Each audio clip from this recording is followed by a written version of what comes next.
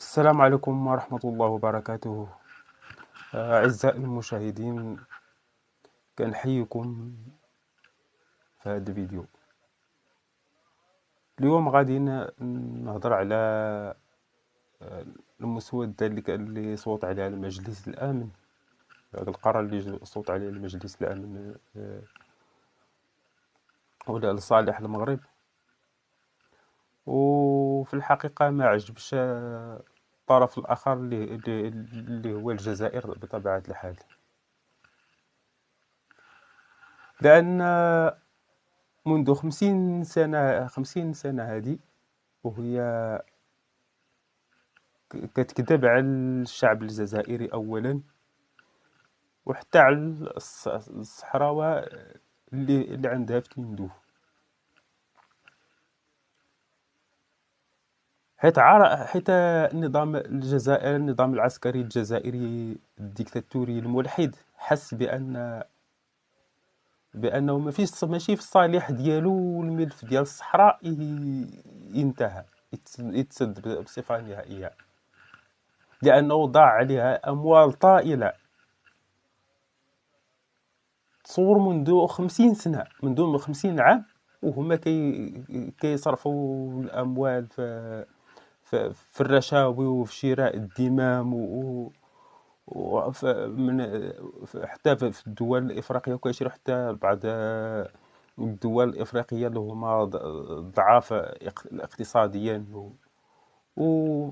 ومحتاجين، وكيصرفوا عليهم أموال طائلة باش يعترفوا بهذا الجمهورية الوهمية اللي صنعوها في تندوف بأموال القذافي. ديك الساعة فاش كان القذافي وكانوا المعسكرات الشيوعية كيساعدوهم بأموال طائلة، منهم ليبيا في يامات القذافي، كوبا، فنزويلا، مصر في يامات جمال عبد الناصر.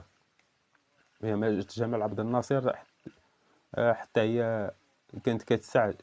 سوريا حتى هي في النظام حافظ المقبور حافظ الأسد، وحتى في روسيا ديك الساعة حتى هي كتمول بأموال طائلة. ورغم ذلك ما قدروش يديو شبر من الصحراء. كان كاع هاد المعسكرات الشيوعية الملحدة، ومنهم النظام العسكري الديكتاتوري الملحد. النظام العسكري الشيوعي بطبيعة الحال هو شيوعي اشتراكي ملحد،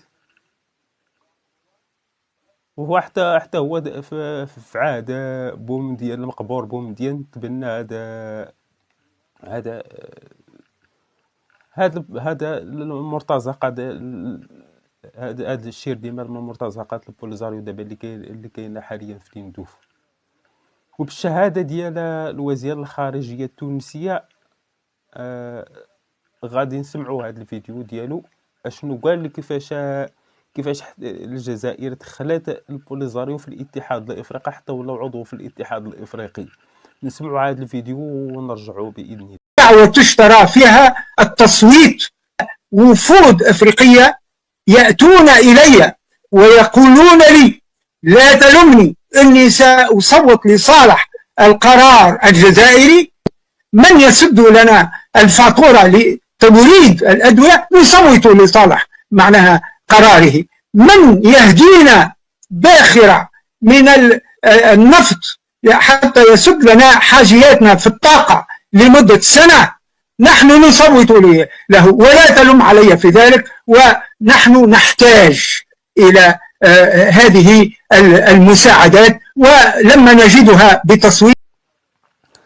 وكما شفتوا الإخوان وسمعتوا، الجزائر ديما كتقدم الرشاوي وكتشري الدمم، وكما حاولت في هذه السنة هذه، في هذا العام هذا، حاولت مع بعض من الدول، منهم الولايات المتحدة الأمريكية. فاش مشى صبري بوقادوم، فاش مشى للولايات المتحدة الأمريكية وعرض عليها كاع ثروات الجزائر من المناجم وكل شيء كاع ثروات الشعب الجزائري باش هذا الموقف، باش هذا القرار ما يدوش في المجلس الامن وما يصوتوش عليه.